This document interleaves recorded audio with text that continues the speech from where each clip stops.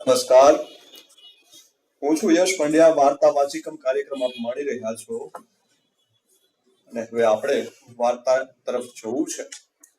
એ પહેલા આપણે દરેક કાર્યક્રમની શરૂઆત હંમેશા મંગલાચરણથી કરતા હોઈએ છીએ. ત્યારે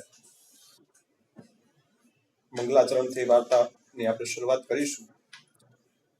વક્રતુંડ મહાકાય સૂર્યકોટિ સમપ્રભ નિર્વિઘ્નમ કુરુ મે દેવ સર્વકાર્યેષુ સર્વદા. ગુરુ બ્રહ્મા ગુરુ વિષ્ણુ ગુરુદેવો મહેશ્વરા ગુરુ સાક્ષાત પરબ્રહ્મ તસ્મૈ શ્રી ગુરુવે નમઃ. આંગિકં ભુવનં યસ્ય વાચિકં સર્વવાંગમયં આહાર્યં ચંદ્ર તારાદિ તુમ નમઃ સાત્વિકં શિવં તુમ નમઃ સાત્વિકં શિવં. યા દેવી સર્વભૂતેષુ વિદ્યારૂપેણ સંસ્થિતા નમસ્તસ્યૈ નમસ્તસ્યૈ નમસ્તસ્યૈ નમો નમઃ. યા દેવી સર્વભૂતેષુ બુદ્ધિરૂપેણ સંસ્થિતા નમસ્તસ્યૈ નમસ્તસ્યૈ નમસ્તસ્યૈ નમો નમઃ. યા દેવી સર્વભૂતેષુ વાણીરૂપેણ સંસ્થિતા નમસ્તસ્યૈ નમસ્તસ્યૈ નમસ્તસ્યૈ નમો નમઃ. યા દેવી સર્વભૂતેષુ શબ્દરૂપેણ સંસ્થિતા નમસ્તસ્યૈ નમસ્તસ્યૈ નમસ્તસ્યૈ નમો નમઃ. મારી ચિંતા એવી ઘન વિનાશની અને મારી કમલાસની જ સકળ વિસરે હતી માતુ હંસ વાહિની એ મારી પરગાટ સરસ્વતી માત એ મારી પરગાટ સરસ્વતી માત. કાર્યક્રમમાં ઉપસ્થિત તમામનું હું હાર્દિક સ્વાગત કરું છું. આપણે અલગ અલગ વાર્તાઓ લેવી છે.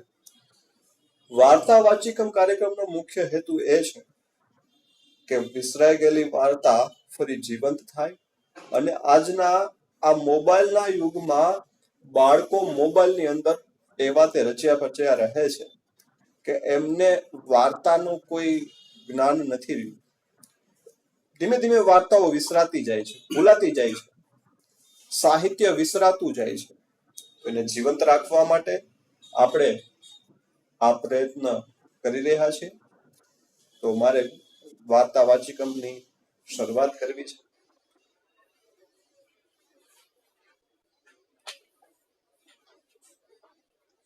એક વાછરડો હતો. એ નાનકડો વાછરડો કલ્પના પણ ન થઈ શકે એટલો સુંદર હતો. એ માત્ર 12 દિવસનો હતો ત્યારે એની માં મરી ગઈ. એને ખેતરના બીજા ગાય અને બળદ ખૂબ લાડ લડાવતા.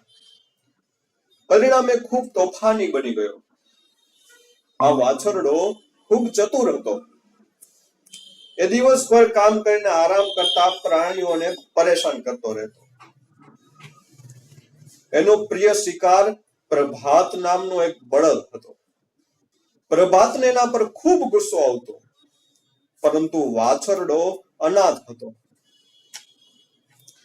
એટલે એ પણ તેને લાડ લડાવતો. એક ખેતરની નજીકના જંગલમાં એક શિયાળ રહેતું હતું. એ જંગલના રાજા સિંહનું માનીતું હતું. સિંહે બધા પ્રાણીઓને આદેશ આપ્યો કે આજથી બધાએ શિયાળને રાજા માનીને તેની સામે માથું નમાવવું પડશે. એક દિવસ શિયાળે બધા પ્રાણીઓની સભા બોલાવી.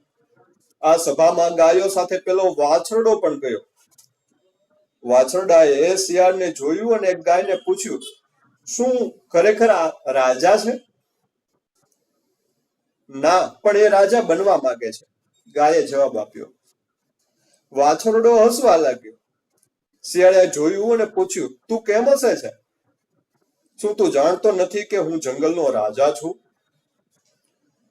ના, મને ખબર નથી કે તું રાજા છે. આમ પણ તું રાજા જેવો દેખાતોય નથી. તું તો એક સાધારણ શિયાળ દેખાય છે. શિયાળને વાછરડા ઉપર ખૂબ ગુસ્સો આવ્યો. તું શું કહે છે તેનું તને ભાન છે? મારી માફી માંગ અને મારી સામે માથું નમાવ. વાછરડાએ આગળ વધીને કહ્યું, પણ મને નથી લાગતું કે તું રાજા હોય. શિયાળ એના પર હુમલો કરી અને મારી નાખવા માંગતો હતો, પરંતુ વાછરડા સાથે ઘણી ગાયો અને બળદ હતા, એટલે ચૂપ રહ્યું. એને વાછરડાને કોઈ દિવસ લાગ જોઈ અને મારી નાખવાની યોજના બનાવી. થોડા દિવસ વીતી ગયા, પણ શિયાળ બદલો લેવા માંગતું હતું. એક રાતે ખેતરના બધા પ્રાણીઓ સૂતા હતા, ત્યારે શિયાળ ખેતરના દરવાજે ગયું અને વાછરડાને કહ્યું, વાછરડા, તું ક્યાં છે? ક્યાં છુપાયો છે તું? વાછરડો તો ખૂબ ચાલાક હતો. તે સમજી ગયો કે શિયાળ એની સાથે મિત્રતા કરી અને એને મારી નાખવા માંગે છે. છતાં વાછરડો બહાર આવ્યો. કોણ છે? વાછરડાએ પૂછ્યું. હું શિયાળ છું. હું તારી સાથે દોસ્તી કરવા આવ્યો છું. ચાલ આપણે જંગલમાં ફરવા જઈએ. વાછરડો સમજી ગયો કે શિયાળ મને મૂર્ખ બનાવી રહ્યું છે. એણે કહ્યું, આજે નહીં, આજે બીજા પ્રાણી જાગી રહ્યા છે. આવતીકાલે રાતે મને ખેતરના પાછળના દરવાજે મળજે.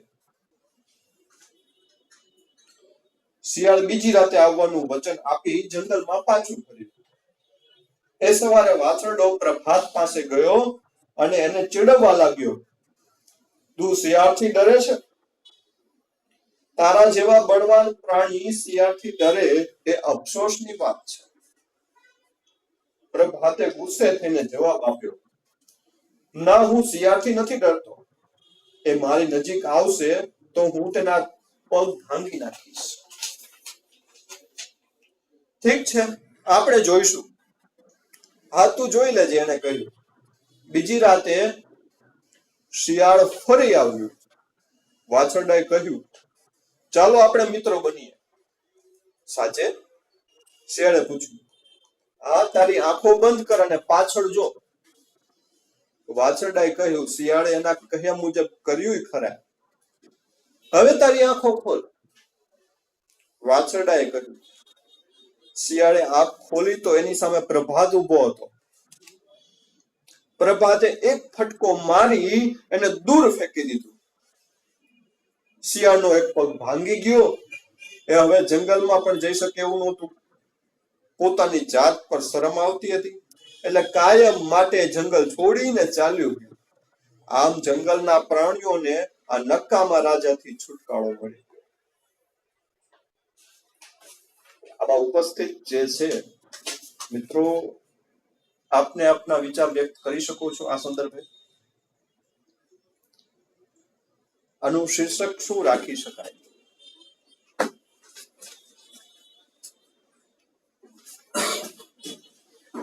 આનું શીર્ષક આપણે શું રાખીશું? કોઈ કહેશો?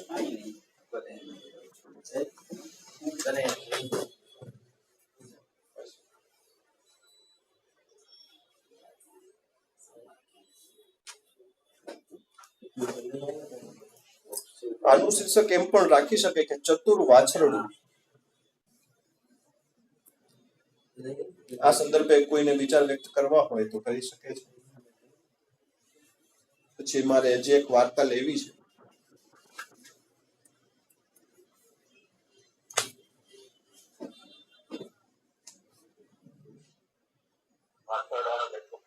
જી બોલો બોલો. જી સરજી, આપનો અવાજ કટ થઈ જાય છે.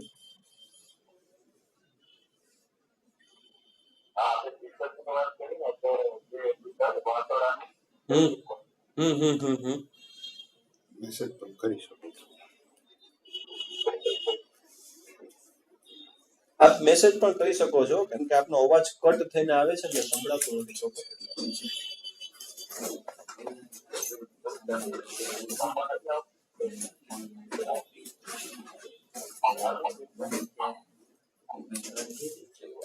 આપનો અવાજ કટ થઈને આવે છે, એટલે મેસેજ માં કરો ને એટલે ખ્યાલ આવી જશે આપ શું કહેવા માંગો છો.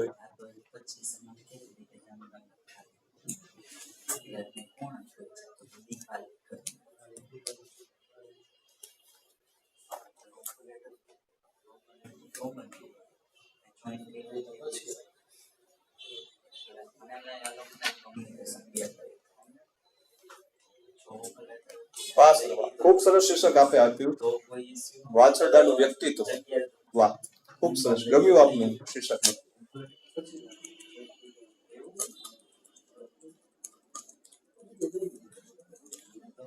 આવી જ બોધાત્મક વાર્તાઓ આપણે લેતા હોઈએ છીએ. એવી અનેક વાર્તાઓ છે.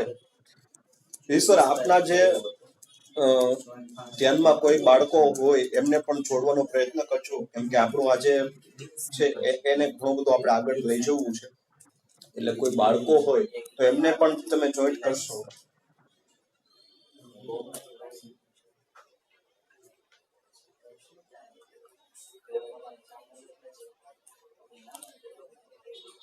સર, આપ જે તેજસભાઈ મેસેજ કર્યો છે એ વાંચીને એમાં મેસેજ કરી દેજો. ત્યાં સુધી મારે નવી એક વાર્તા લેવી છે, હું વાર્તાની શરૂઆત કરું છું.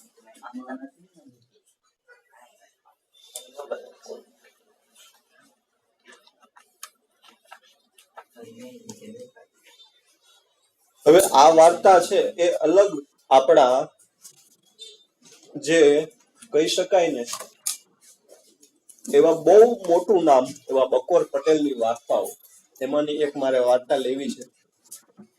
સીધી શરૂઆત વાર્તાથી જ કરું છું. આ હરિશંકર તો જુઓ, વાઘજીભાઈ બોલ્યા.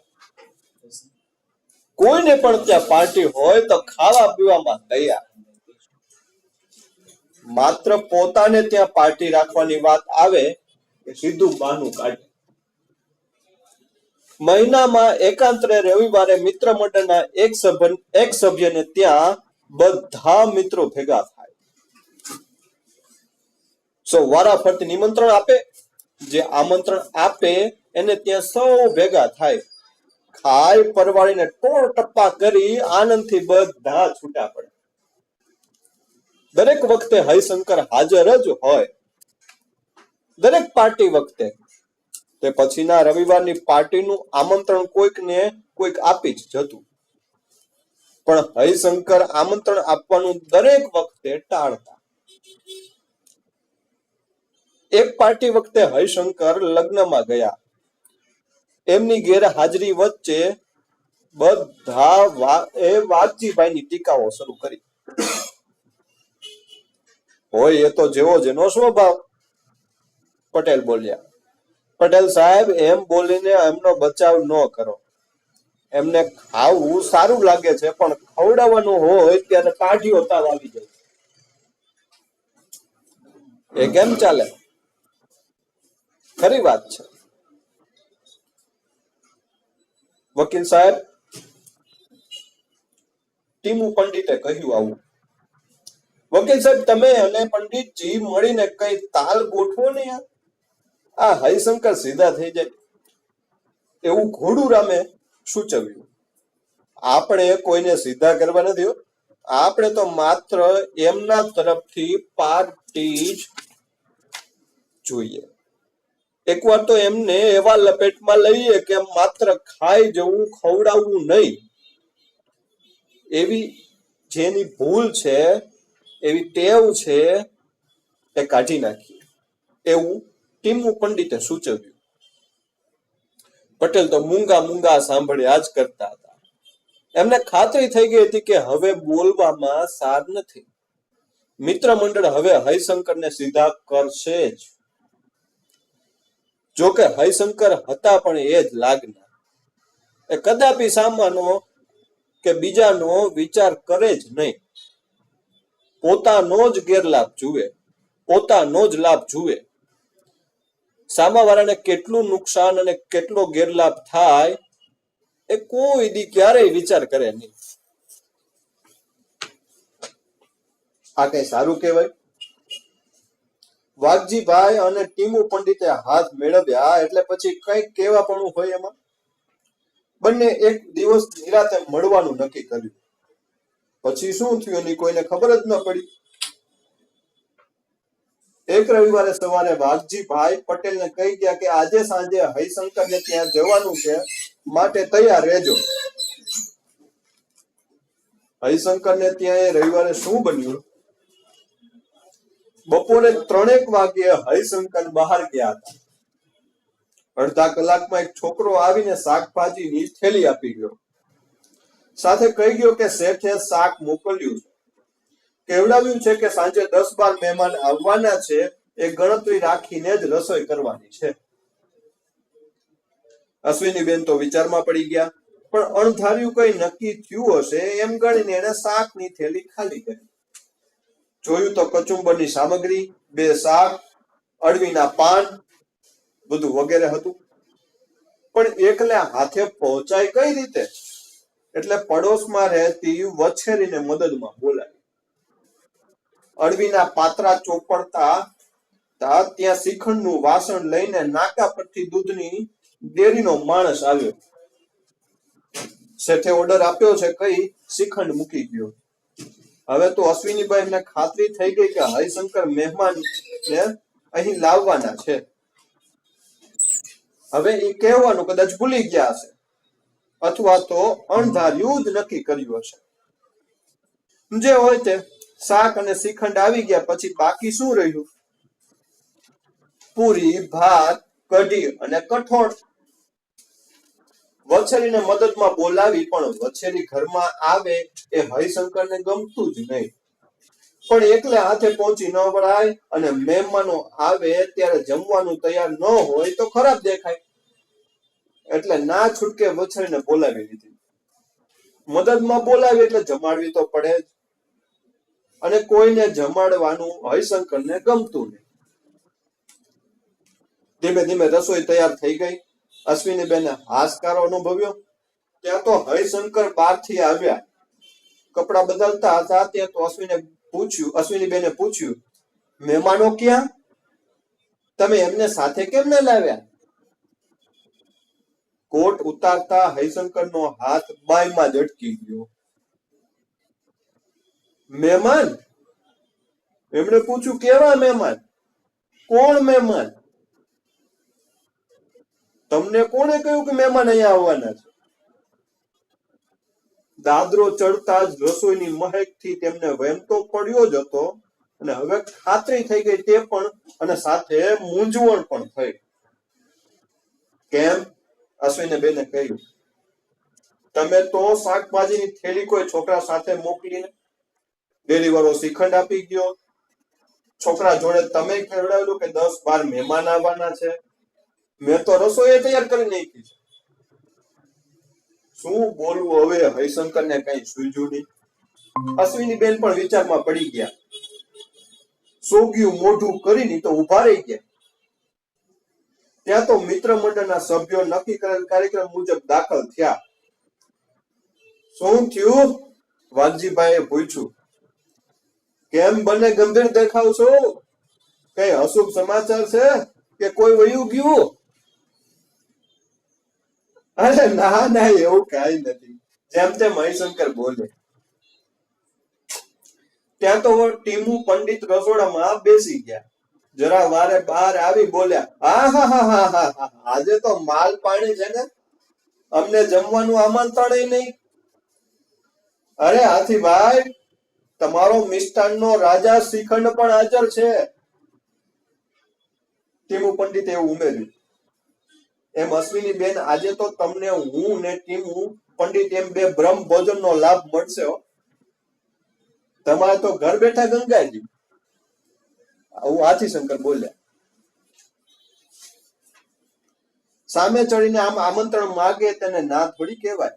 એટલે અશ્વિનીબેન બોલ્યા, હા, તમે જરૂર જમજો. અને અમે કઈ ગુનો કર્યો છે? વાઘજીભાઈ પૂછ્યું. અરે હા, તમે બધા પણ અહીં જમજો, અશ્વિનીબેન બોલ્યા. બિચારા હરિશંકર તો એ સ્તબ્ધ થઈને ઊભા જ રહી ગયા. એને તો કોઈ હુડકો જ ન પડ્યો. આ બધું હું ઉપડું, હું હાલે છે કઈ ગતા ગમ ન હોજે. બધા જમવા બેઠા. આજે આ પાર્ટી શેની ગણવાની છે? ખોડુરામે મમરો મૂક્યો. શેની? હરિશંકરની વર્ષગાંઠ હશે એવું ટીમુ પંડિત બોલ્યા. ના ના, આ તો હરિશંકર તરફથી મિત્ર મંડળને પાર્ટી આપવાની બાકી છે, તે જ ગણી લઈએ તો કેમ? વાઘજીભાઈ આવું બોલ્યા. હરિશંકર ચમક્યા, પણ બોલે શું? મૂંગા મૂંગા તેઓ જમ્યા જ કરતા હતા, તદ્દન બાઘા જેવા થઈ ગયા. એમનાથી પૂરી શ્રીખંડને બદલે કઢીમાં બોળાઈ હતી. ભાતમાં શ્રીખંડ ભેળવી દીધો. બધા મિત્રો ખાસ દબાવી દબાવીને ખાધું. હાથી શંકરે તો ઘાણ જ વારી નાખ્યો. બહુ વખતે હરિશંકર હાથમાં આવ્યા હતા એટલે કોણ છોડે આ હરિશંકરને? અલબત્ત આ પાર્ટીમાં શાકભાજીનો ખર્ચ વાઘજીભાઈ ભોગવ્યો. ડેરીમાં તો હરિશંકરનું ખાતું ચાલતું હતું એટલે જમણનો બાકીનો ખર્ચ હરિશંકરને જ ભોગવવો પડ્યો હતો. આ થોડીક આમ કોમેડી વાર્તા હતી, પણ આમાંથી હું જો પૂછી શકું તો આમનો શીર્ષક શું આપી શકાય? કોઈ કહેશે? અને આપ આપના વિચાર વ્યક્ત કરી શકો છો આ વાર્તા સંદર્ભે.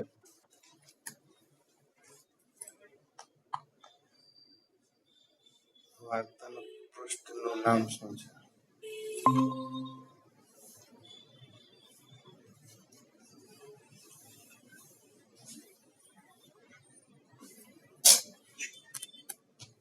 બકોર પટેલની જે વાર્તા છે.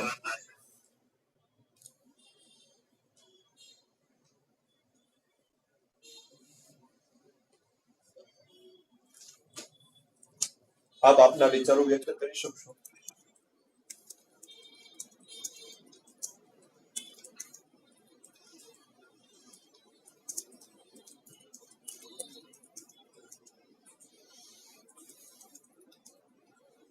આપ આપના વિચારો આમાં વ્યક્ત કરી શકશો આ વાર્તા સંદર્ભે.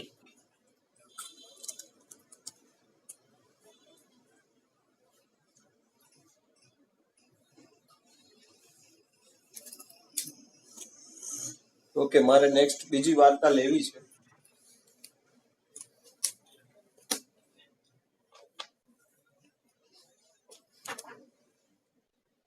આમ કહી શકાય કે હરિશંકરજી છે એ આમ લોભી માણસ હતા. એટલે લોભ કરે, કોઈને જમાડે નહીં, બીજાને ત્યાં જમી આવે. વિચારોની ખેતી. જી સર, બહુ સરસ આપે શીર્ષક આપ્યું, વિચારોની ખેતી. ખેતી, હા, વિચારોની ખેતી. વાહ, સરસ.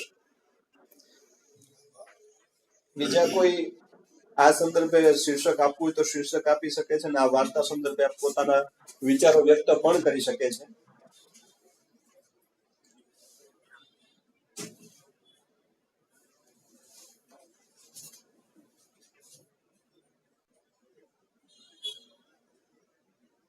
જી, ઓકે. મારે નવી વાર્તા લેવી છે. સમય મર્યાદાને ધ્યાનમાં રાખીને આપણે આગળ વધતા હોઈએ છીએ એના અનુસંધાને. તો હું એક વાર્તા હજી એક લઈ લઉં.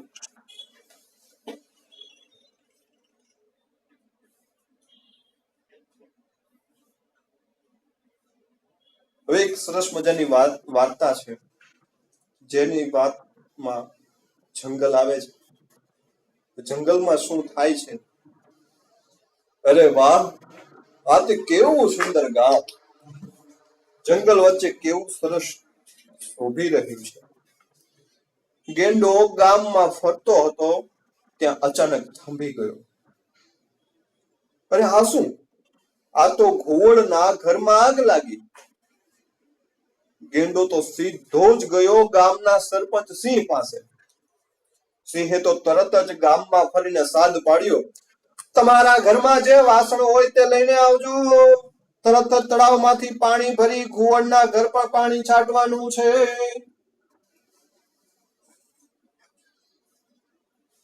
આવી રીતના ગામમાં ઢંઢેરો પીટાણો છે. સાદ સાંભળીને ચકલી તો ચમચી લઈને દોડી તળાવના તરફ પાણી ભરવા. કાગડો દોડ્યો કુકર લઈને. કબૂતરના હાથમાં કેટલી ને વાઘના તો બંને હાથમાં ડોલ. ખિસકોલીના માથા પર વાટકી. સિંહ પર સોમની સાથે માટલું લઈને દોડ્યો છે. ગામના સૌ પશુ પંખીઓ હાથમાં વાસણો લઈ તળાવમાંથી પાણી ભરી ઘુવડના ઘરની આગ ઓલવવા લાગ્યા. વાંદરાભાઈ તો ઘુવડના ઘરમાં જઈ ચીજ વસ્તુઓ બહાર કાઢવા લાગ્યા. સસલું થાળી લઈ અને હરણ હાથમાં તપેલી લઈ અને આગ પર પાણી છાંટવા લાગે છે. આગ એવી વિકરાળ હતી કે સમવાનું નામ જ નહોતી લેતી. સૌ થાક્યા અને મૂંઝાયા. હવે શું કરવું? ત્યાં તો સૌની નજર જંગલમાંથી આવતા હાથીઓના ટોળા પર ગઈ. 40-50 હાથીઓનું ટોળું તળાવમાંથી સૂંઢ વડે પાણી ભરી આગ પર છાંટવા લાગ્યું. સૌ ખુશ થયા છે, કારણ કે આગ ઓલવાઈ ગઈ. હવે આમાં કોઈ બાળક આવ્યા છે? જે કોઈ પણ બાળકો? તો મારે એમને થોડા પ્રશ્નો પૂછવા છે. ઓકે. નથી. ઓકે. આમાંથી શું બોધપાઠ આપને જાણવા મળે છે એ, અને આમનું શીર્ષક શું આપી શકાય એ સંદર્ભે વાતચીત કરવી છે મારે. તો ઉર્મિલા મેડમ અને જે સર જોડાણા છે આપણી સાથે એ મેહુલભાઈ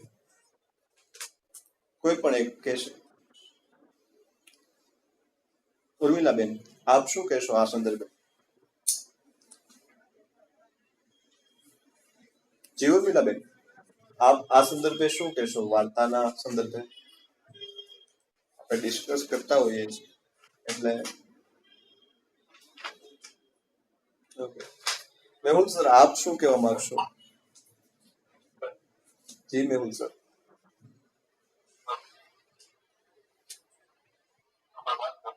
સુપ્રભાત.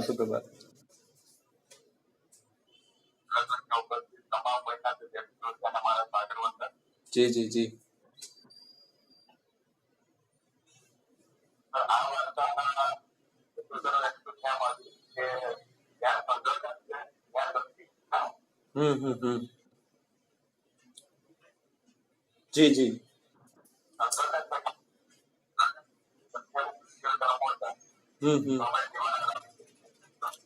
હા.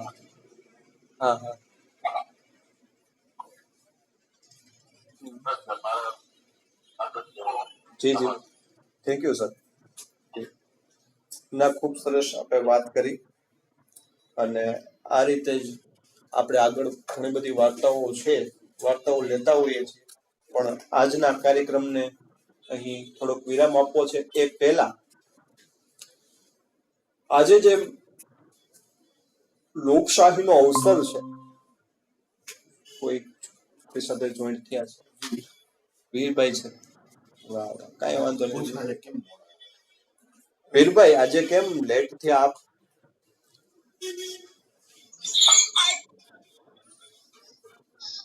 હા, મોડો જોઈન્ટ થયો. તો તારા વાર્તા સાંભળવી છે કે હવે હું કાર્યક્રમને વિરામ આપું?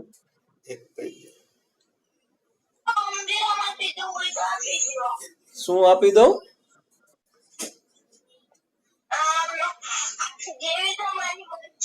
મારી મરજી. હાલો, તારી વખત તે કીધું હોય પછી આપણે વાર્તા ન કરીએ એવું બને? કાંઈ વાંધો નહીં. હાલ ભાઈ, તારી વાતની રજૂઆત મેં સ્વીકારી લીધી. બોલ, કરી નાખી એકાદી વાર્તા. બીજું શું? મારે ભાઈ, શું નામ એનું? વીરભાઈ જોડાણા છે. વીરભાઈ વ્યાસ જોડાણા છે. વીરભાઈ, કયા ધોરણમાં ભણો છો આપ? 7મામાં. વાહ, કઈ સ્કૂલમાં? જીનિયસ. ઓહો, શું વાત છે ભાઈ. તો તમે ખૂબ જીનિયસ હશો. ના કઈ વાંધો નહીં જીનિયસ ભાઈ વીર વીરભાઈ, તમને સરસ મજાની એક વાર્તા સંભળાવી દઈ, ત્યાર પછી આપણે કાર્યક્રમને અંત તરફ લઈશું. વીરભાઈ એવો હોય ને વાર્તા ન કરી એવું બને. હાલો વીરભાઈ, એક તમારા જેવી તમને ગમે એવી એક નાનકડી વાર્તા લઈ લઈએ. વિલ્સનભાઈ જંગલમાં ફરવા નીકળ્યા. આગળ જતા એમણે એક પાંજરું જોયું. પાંજરામાં એક વાઘ પુરાયેલો હતો. વિલ્સનભાઈ પાંજરાની નજીક ગયા. દયામણું મોઢું કરીને વાઘે વિલ્સનભાઈને વિનંતી કરી, ભાઈ, મને આ પાંજરામાંથી બહાર કાઢો.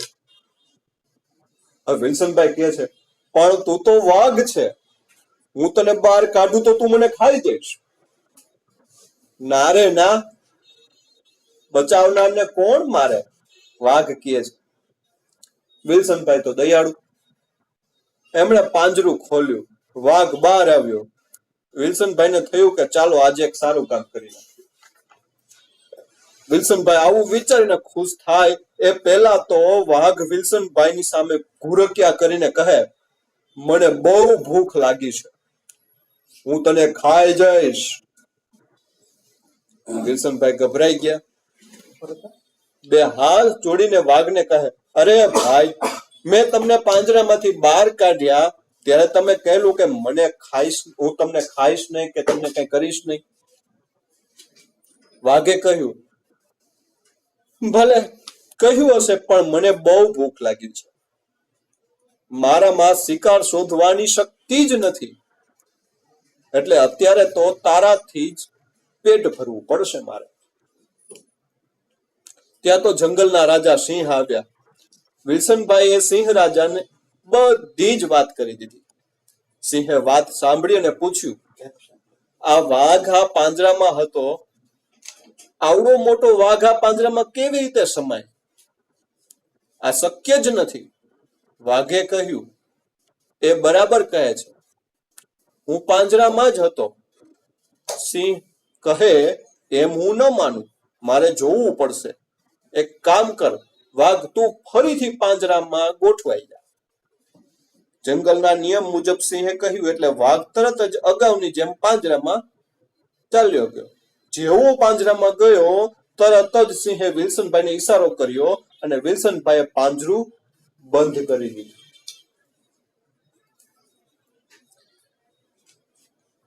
હવે વીરભાઈ, હું તમને એક સવાલ પૂછું. આનું શીર્ષક આપણે શું આપી શકાય?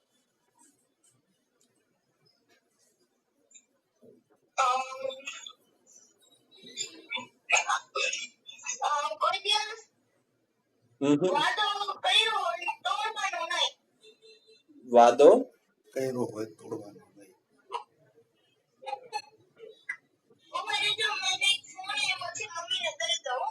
ઓકે બેટા. જી મેહુલભાઈ, બોલો બોલો.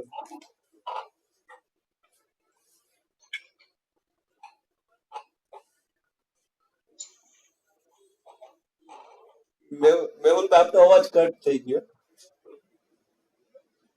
એટલે કે મેસેજ નાખો એટલે જ જોઈ. હા, હવે અવાજ આવ્યો.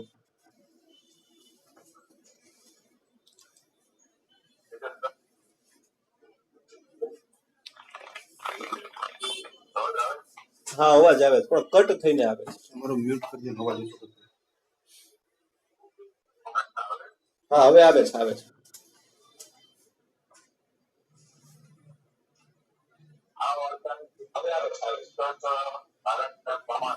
હમ હમ હમ હમ હમ હમ હમ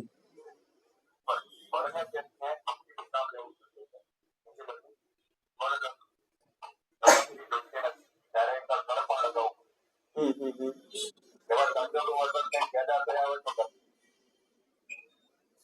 અવાજ કટ થઈ ગયો. શું? હા હા.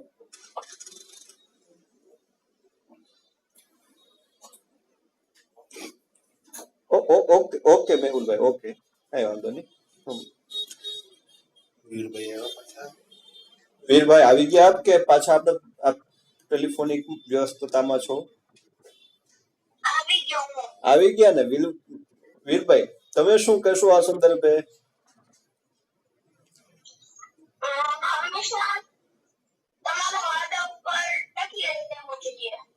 વાહ, વેરી ગુડ. બીજું શું શીખવા મળ્યું તમને આમાંથી?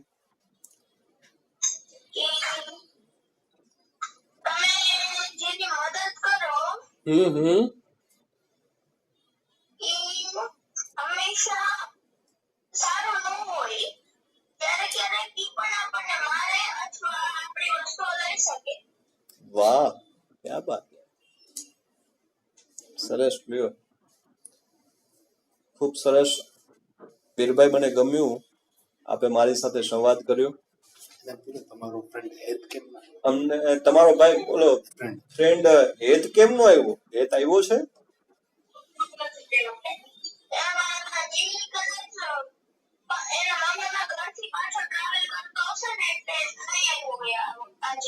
ઓકે ઓકે, કાંઈ વાંધો નહીં. કાલે તમારા મિત્રો અને થોડા મિત્રોને લઈ આવજો કાર્યક્રમમાં. ગ્રુપમાં જોઈન કરવા માટેની લિંક પણ મોકલી. અને ગ્રુપમાં જોઈન થવા માટેની લિંક તમે મોકલી દીધી છે તેજસભાઈ, એ ફોરવર્ડિંગ કરજો. જી જી જી, ખૂબ જી જી જી. આ 12 રૂપિયા છોડને તમે આ 12 રૂપિયા છોડને તમે સારું ખાતર આપી રહ્યા છો. તમે ગીજુભાઈ બધેકાની છબી છો. ધન્યવાદ મેહુલ સર, આપનો મેસેજ વાંચીને મને આનંદ થયો.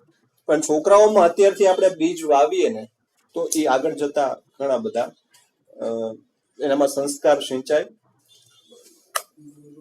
કે વાર્તાથી આપણે એનામાં સંસ્કારોનું વાવેતર કરવું છે. એટલે આપણા કાર્યક્રમો વાર્તા વાચિકમનો કરીએ છીએ.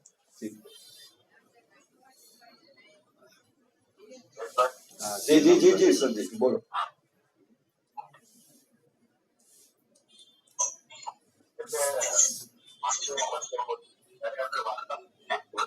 હા હા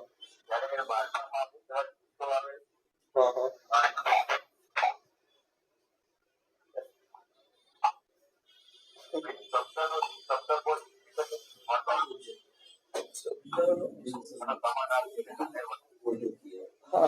આમાં મેસેજ લખો, તમારો અવાજ કટ થઈને આવે છે ને ખ્યાલ નથી આવતો, અવાજ કપાઈ જાય છે. હા, એ તો મેં વાંચી લીધો. ઓલો બીજું કે સમાનાર્થી શબ્દ મેહુલભાઈ, એ મેસેજ લખો તો તમે શું કહો છો ને, કઈક સમાનાર્થી શબ્દ તમે કઈક કહો છો પણ તમારો અવાજ કટ થઈને આવે છે.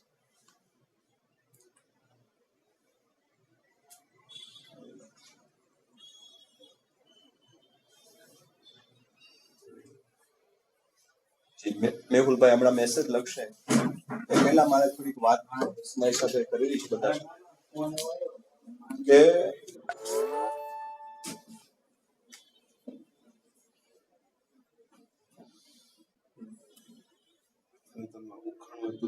હા, હમણાં મારે હવે મારે છેલ્લે એક ઉખાણું પછી હમણાં પૂછવું છે. એ પહેલા મારે એક બધાને વિનંતી કરવી છે કે આ અવસર લોકશાહીનો જે છે, આજે છે મતનું મહાપર્વ, એને વધાવજો અને મતદાન અવશ્ય કરજો. બહુ લાંબુ નહીં કહું સમય મર્યાદાને કારણે. પણ બીજો એક સંદેશ એ પણ આપવા માંગીશ કે આપણો આ કાર્યક્રમ દરરોજ સવારે 11 થી 12 હોય જ છે. એટલે આપના મિત્ર વર્તુળ અને બધાને આની જાણ કરજો અને લિંક આપને ગ્રુપમાં મળી જશે. બરાબર છે? મારો અને આપની જો કોઈ પણ મૌલિક વાર્તાઓ હોય, આપ લખતા હો, સારું લખતા હો, તો તમારી વાર્તા મને મોકલી પણ શકો છો. મારો નંબર છે 6352340004 6353234004. એક જ મિનિટ મેહુલભાઈ, તમારો વાંચું છું. વાંચન યાત્રા દરમિયાન ઘણા એવા શબ્દો છે જે મૂંઝવણ પેદા કરે છે, તો તેનો કોઈ સમાનાર્થી શબ્દકશ મળતો હોય તો જાણ કરજો. ચોક્કસ મેહુલભાઈ, આપની વાતને હું ધ્યાનમાં લઈશ અને ચોક્કસ આવતા વાચિકમાં આ સંદર્ભે ધ્યાન રાખીશ. તો મને આ નંબર પર આપના જે કઈ પણ વાર્તાઓ હોય એ મોકલી આપજો. હવે છેલ્લે મારે છેલ્લે મારે એક ઉખાણું પૂછવું છે અને એ ઉખાણાનો જવાબ આવતીકાલે આપણા જે વાચિકમ કાર્યક્રમમાં આપવાનો છે, આજે નથી આપવાનો. એટલે એક ઉખાણું હું પૂછીશ, જે તમારે નોટ કરવું હોય, લખવું હોય તો લખી લેજો. અને ખાસ વીરભાઈ, તમે ખાસ, બાળકો ખાસ આ તરફે જુએ, મોટાઓને તો આવડતું જ હોય, પણ બાળકો ખાસ. વીરભાઈ, તમે ખાસ લખી લેજો.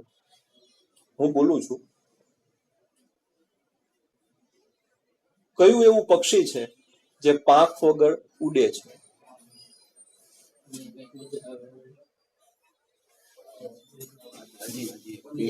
કયું એવું પક્ષી છે જે પાંખ વગર ઉડે છે?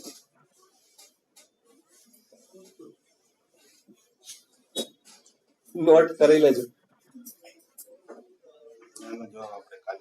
હાલો, નોટ કરી લીધું ને ભાઈ વીરભાઈ? જી ચોક્કસ. ફરી મળશું આવતીકાલે સવારે 11 થી 12. ત્યાં સુધી યશ પંડ્યાને રજા આપશો. નમસ્કાર. જય સોમનાથ. જય જય ગરવી ગુજરાત.